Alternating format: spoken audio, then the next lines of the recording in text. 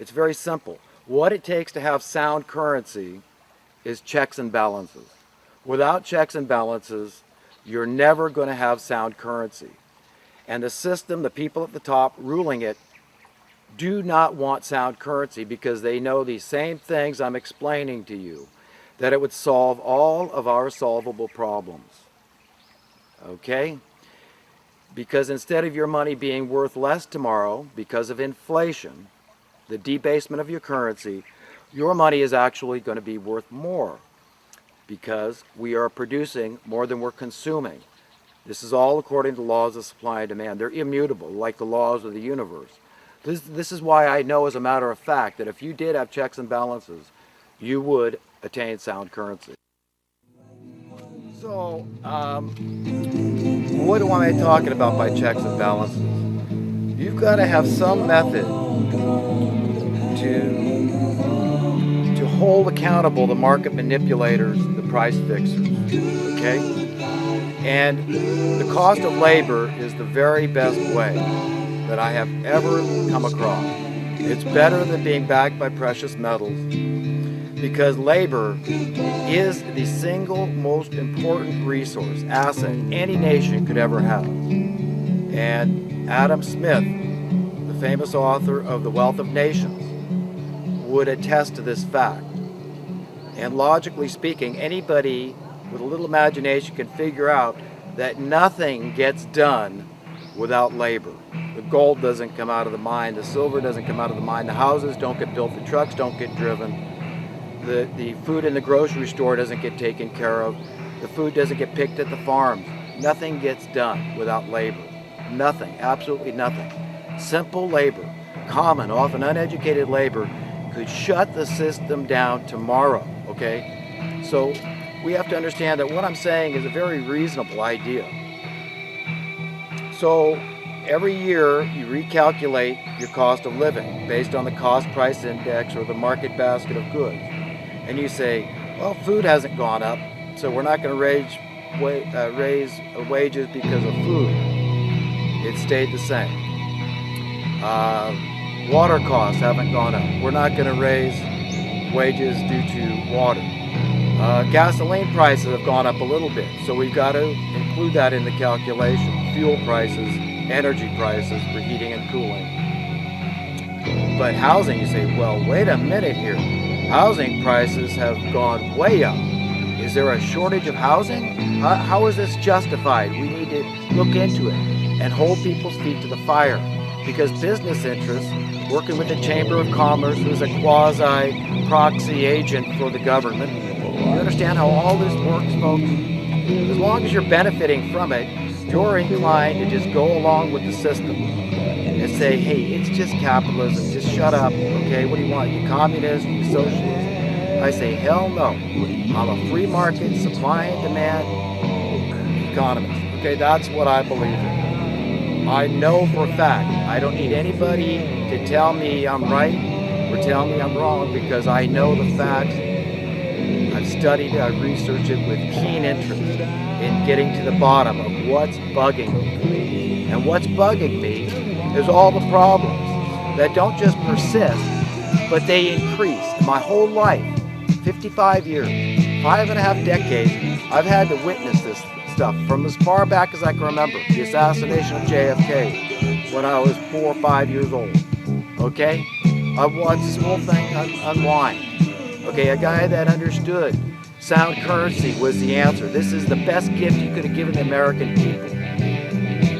Folks, it would gradually end all the problems. As it stands, all the people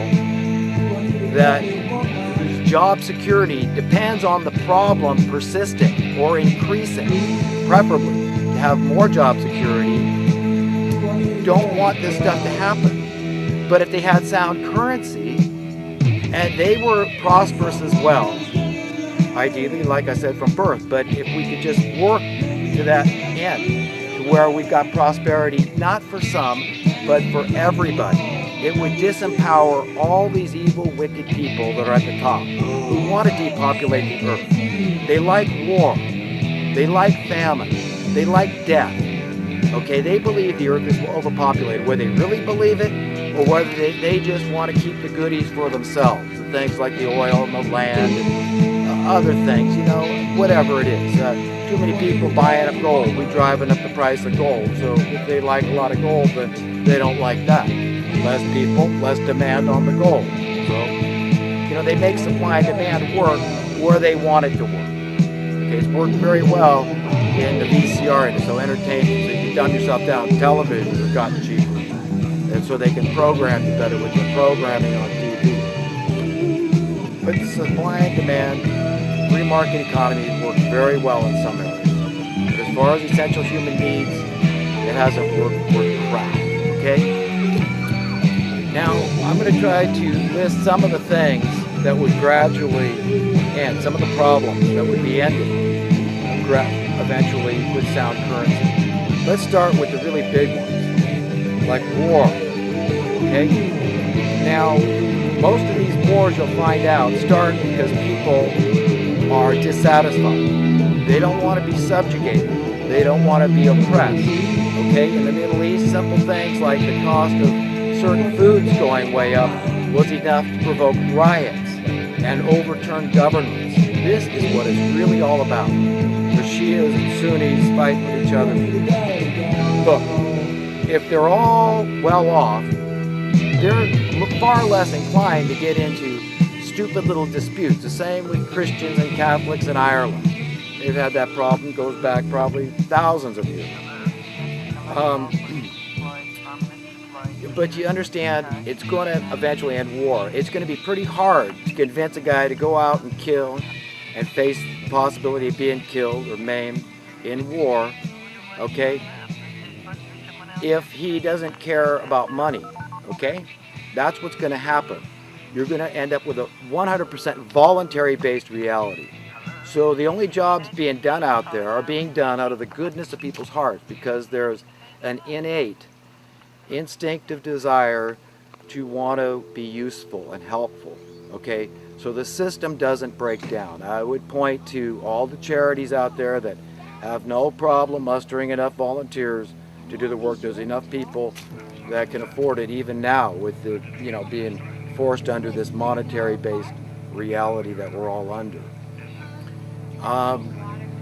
Now let's go to crimes. Murder.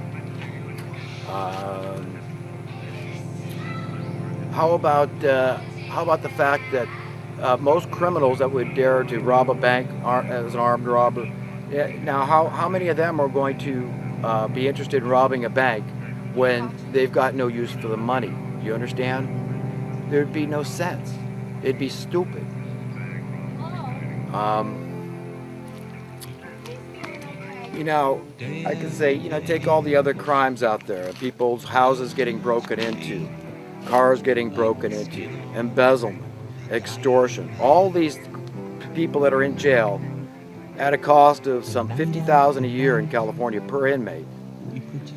You could take half that, $25,000, and say, look, go keep your nose clean. There's not enough jobs. Go surfing, go skiing, go have fun, do something to keep yourself busy. If you want to work, you have a list of options of things people can do at any time. If you want to learn something new, you want to do something different, anytime. There's always people working on projects, okay? That's the way a society would run. There's always stuff to do. There's always a need for workers. Right, as it is now, there's not enough work. So if you keep raising the cost of living, and even if people are willing to work extra hours to pay their bills, they're not going to find enough work out there, even at crappy wages. Do you get this? Okay.